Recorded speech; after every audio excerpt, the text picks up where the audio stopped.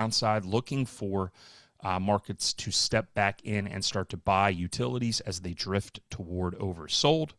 And then on the other side of this, just keep in mind that we are constantly looking for some breaks. And we see it on the hourly, on the 8 hour and the 20 hour, staying in the money, 32.50, 32 call, and just looking for some sort of rebound. That said, just keep in mind, we are in oversold territory on the daily. I would like to see some action here, but we still have to be very defensive. Dominion, great company. Great company. Energy is under some pressure, but certain utilities are still doing well. The stock is technically overbought on the hourly, but it is starting to wake back up. I like selling spreads on Dominion. I've said this for multiple months, so you're looking down at the $56 to $54 level, looking for something that has an 80% probability of profit, 20% gain. So what we will be looking for here, I will see what I can pull up here. I will mention all of the stuff on Japan in a moment. I need 5 minutes. I have an entire presentation on these, on what's going on with Japan. All right. So if you go out a little further, you may have to go out.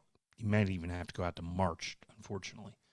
The 50, well, what would that be? 67, 60, 50. Yeah, okay. So the 57.50 and the 55. It's not the greatest thing in the world, but it is a pure utilities trade. Dominion, the January, if you can get it at around $25 to $30, the Dominion 57.50, 55 put for January 16th. If you can get it around 30, would be ideal. That puts you at about a 13.5% return with an 80% probability of profit. 57.50, 55, selling that spread. CarMax is a mess, but what else is new? Oh, boy. All right, so lower highs, lower lows, and looking for the next leg down after this recent squeeze. And once again, we get into the consumer cyclical space. We get into the lending space, rollover. So here, pretty interesting, simple trade here with CarMax. If I'm going to the downside, KMX, buying in the money. This thing just wants to take its sweet time today. Out to January, 42.50, and writing go all the way down to the 35 would not be the worst thing in the world. If you bought the 42.50 call, or forgive me, 42.50 put and sold the 35, which is down here, you would be putting up roughly $280 to make $470 max, return on risk 167, 43.4% probability of profit. If you instead wrote the 37.50, so again, you're starting with a base at the 42.50 level, 42.50 for January, and you wrote the 37.50, you'd be putting up 220 to potentially make 280. Return on risk there upwards of 127%, break even at 40.30, and a probability of profit of 46.7%. All right, now, as you dig into this, keep in mind that you wanted to keep a tight stop. So if you're doing something like this, you're going to probably be able to go up to about 42.40 in the next week, week and a half. That would be a 20% loss if you bought it back at 42.40 level. That would be your stop. But we're looking for this to roll back over alongside a lot of other things. JOBY, POWY, MTH match. Ugh, okay, JOBY. We've seen this thing ebb and flow. I'm going to scratch this one. This is a tough one.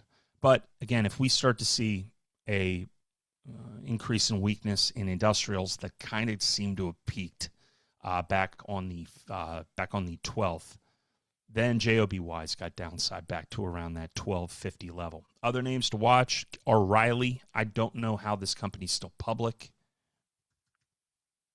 What is going on here? 28% pop. ahead of NASDAQ deadline and reports income with prior. Great. Good for you. Okay. Sell the news. Ford and KView. A lot of insider buying on KView. I don't know much about it. KView, something. Could be anything. All right. So strength continuing and lower highs or higher highs, higher lows since the bottom in October. Sizable insider purchasing. So once again, defensives, if defensives can get that bid, we're still seeing some strength here, but nice even run here. There was some interest in this. I was looking at what Wall Street was barking about earlier. KVUE 1942 is the average price target. Most recent upgrade came from Nick Motti at RBC Capital and Jeffries at 33%. But the best analyst in the country on this stock apparently has the stock only at a $17 price target. Buy the stock, 17 is your stop. So, yep, tight stop, 1-2%, but we're going to see if that insider buying provides support. All right, I will get you everything you need to know. All right, so let's dig into this real quick. I need one quick thing. Cool. Fantastic. All right. So to answer the first question on this, the U.S. yield spread has been narrowing and whipping around for months, and we haven't seen a carry crash, right? No disorderly unwind, no systemic puke, and basically tells us that we're in a different phase, right? So the old model is widespread, huge leverage, sudden unwind. But before we get to all of that, let's actually explain what the heck's going on here. All right, so the carry trade is not a trade, just so everybody knows. We keep saying, oh, it's a carry trade. Well, the carry trade's not actually a trade. It's a liquidity engine. The borrow low yield currency, you invest in high yield assets or you invest in high appreciation assets. So for decades, the yen was the cheapest funding currency on earth. This funded U.S. equities, treasuries, credit, emerging market assets. Carry trades increased global liquidity without actual expansion of balance sheets by central banks. So you could increase global liquidity without central banks printing any money. And after a long time, this worked because the cost of the yen was effectively zero, right? So it worked until rates started to move. Carry trades only work when rates don't move. Pretty simple, right? So this is leverage disguised as stability, and it's one of the reasons why we always return back to the repo markets. So why is the carry trade mattered so much? So Japan didn't really just keep rates low during that period. They exported stability, and that's a key differentiator. So a cheap yen funds suppressed volatility abroad, not just here in the United States, but everywhere. It boosts asset prices everywhere. It makes risk look safer than it actually was, and that's why when the carry trade unwinds, everything sells together. And that's an important thing. Correlations go to one. It's not just a correlation issue. It really is a funding issue. Liquidity is global. It is cross-border. That is what matters most. And whether it's cross-border capital following this, PRS Group following this, or just Forrest Reinhardt at Harvard Business School, the reality is liquidity is global, and it's money being sucked from one place to the next. And I'm going to tell you right now, where is the next crisis going to come from? The same place that it always comes from. Cross-border capital flows. At the end of the day, it's about cross-border capital flows. 2008 was a very good warning about this. 2020 was a good warning about this. And again, the issues involving the euro dollar, which we'll break down later today, are also critical. Now, what is changing in this system? The Bank of Japan is no longer the anchor. That anchor is lifting, and it's been decades, and it's something that, again, a lot of people don't understand because they don't talk about it. It's far away. It's one of those things that, if you're California and you say, you know what, we're going to just get rid of all of our coal plants, but we're still going to export electricity from Idaho, but we don't have dirty energy here, so we're good and we're virtuous. Well, you're still using. It doesn't matter. We don't see it. Well, we didn't see what's going on in Japan. We don't see it. We don't pay attention to what's going on with the Bank of Japan. We don't read these massive reports that come out of the Bank of Japan because none of us speak Japanese. I think my daughter does. I don't know. All right. Anyway, rates are moving towards the highest levels in 30 years, and that breaks the multi-decade assumption baked into every macro model on Earth, and that is that the yen has been free money. So the yield differentials are narrowing, the funding costs are rising, the yen is no longer a passive currency. It is now an active constraint. Markets are still adjusting to that reality, and you can't do it all at once, and it looks gradual, but this breaks pretty quickly. The carry stress equals global liquidity stress. When the carry trade stops working, liquidity tightens without a single central bank meeting. And I noted this in August. I talked about the fact that the Bank for International Settlements came out with a report. And remember, the Bank for International Settlements is the central bank of central banks. They wrote a report in April basically explaining that one central bank can't do anything without checking in without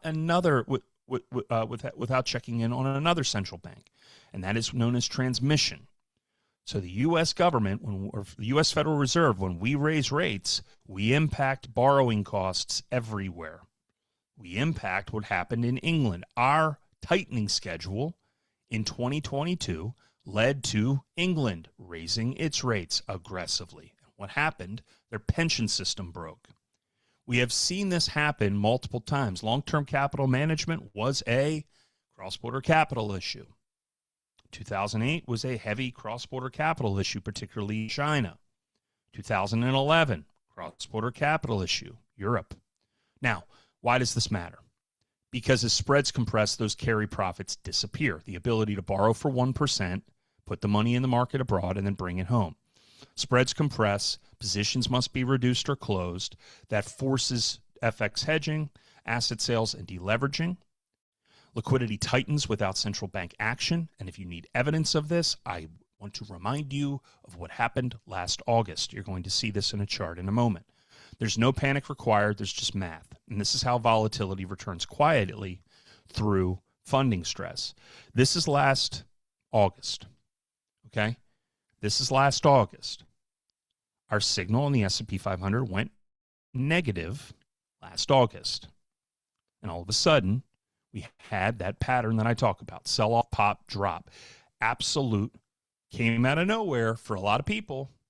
Oh, there's some, funding stress globally, blah, blah, blah, blah. Okay. They legitimately made a suggestion that they were going to make a rate change. And then when it did this, and the Nikkei had its worst day since 1987, the Central Bank of Japan, the Bank of Japan said, maybe we'll take it a little slower. And the market had a massive rebound.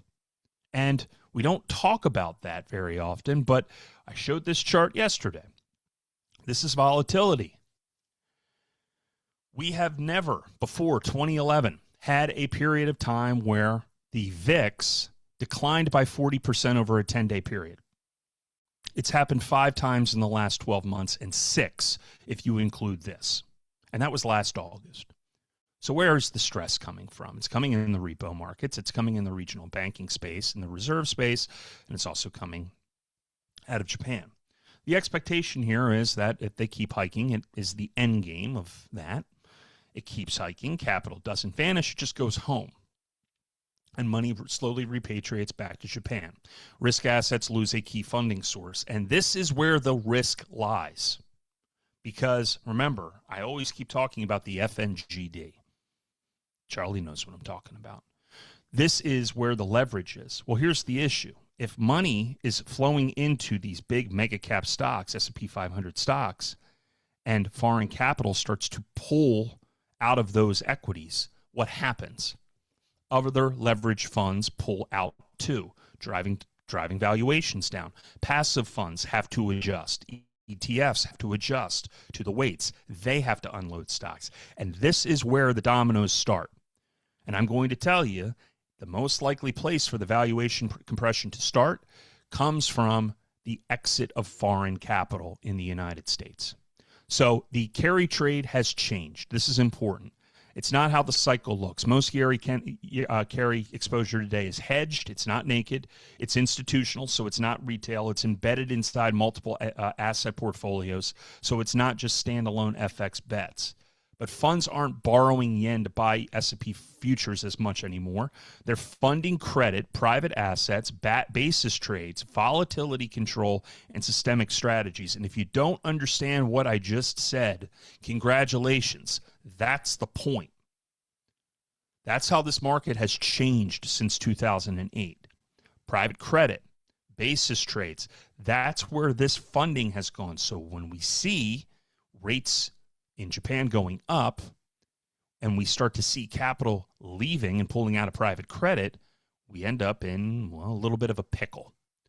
The Bank of Japan shift is gradual. It's not violent yet. Historically, carry unwinds blow up when funding costs suddenly jump, and policy credibility breaks, and neither has happened yet. The Bank of Japan has telegraphed this. It has been incremental. It has been obsessed with avoiding shock, but we have still seen a lot of changes in the last couple of months. The signal isn't the spread, it's the directionality. So this is a key upgrade in thinking, and what I want you to think about as we move deeper into this cycle. Carry doesn't unwind when the spread necessarily narrows. It unwinds when the FX direction overwhelms the yield. So for months, the U.S. JPY has been volatile but range bound. That has allowed this carry to survive because the FX losses are recoverable. What matters now is if it is the trend persistence and the realized FX loss is greater than the carry income. And once yen appreciation becomes directional, the hedging costs spike and the carry math starts to break. So the last thing I want to point out before we call it a day, another reason you haven't seen fireworks, there's actually less kindling. 2022, 2023, leverage caps came down, VAR limits tightened, balance sheet risk moved inward. So instead of massive unwind, you get smaller marginal bids, tighter liquidity, and higher volatility per dollar or flow. That shows up first as fragility, not crashes. The real trigger is domestic Japanese capital. And this is the part that a lot of people, I believe, will miss. The biggest carry unwind doesn't come from hedge funds. It comes from the Japanese institutions changing their behavior. So when the Japanese bond yields become competitive, when the hedging costs rise, when domestic assets stop being dead money, Japanese insurers and pensions will repatriate. That is slow until it is not. It is like all of a sudden someone opens a window in a room full of water and then it flows out. And it will be quick and it will be violent. But the point is, you're now prepared and you understand how this works. And the key thing to keep in mind is watch the FNGD, watch the EWJ, and watch our momentum reading. That's it. Because once we start to see capital leave the S&P 500 and start to repatriate, that's going to lead to valuation compression. I'm not saying it's coming in the next couple of days, but I'm not going to be shocked by a market overreaction if this policy change comes. It's going to be gradual and sudden. And it's probably going to hit more likely in 2026, 2027 than it does in the next 5 days, but I'm always on guard. Hey, everybody sleep well. Hope that wasn't too depressing. It is how the financial system works, and the less that I know, the better. Unfortunately, I can't unlearn all of this stuff. I hope all you guys have a great trading day. Stay vigilant, stay defensive, and recognize that we are in a changing paradigm globally that will continue to unwind over the next 3 to 4 years. The more prepared you are, the better you will be. Have a great day.